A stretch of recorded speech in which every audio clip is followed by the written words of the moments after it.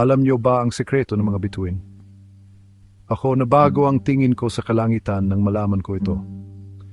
Sa isang nayon na tinatawag na Luntian, may isang batang babae na mahilig tumingin sa mga bituin. Ang pangalan niya ay Lyra. Tuwing gabi, binibilang niya ang mga bituin.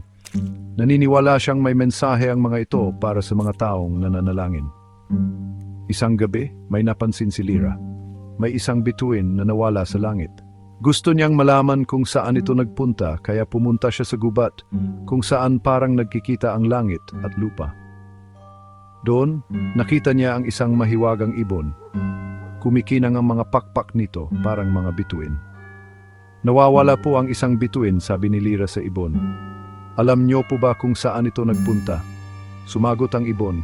Napagod na ang bituin sa pagkinang kaya bumaba muna ito para magpahinga. Huwag kang mag-alala, ligtas ito. Sinundan ni Lyra ang ibon hanggang sa dulo ng ilog. Nakita niya ang bituin na nagpapahinga sa tabi ng tubig. Lumapit si Lyra at nagtanong, hindi ka na po ba babalik sa langit? Hinahanap ka na nila. Ngumiti ang bituin at sinabi, Lyra, kahit ang pinakamaliwanag ay kailangan ding magpahinga. Salamat sa pag-aalala mo.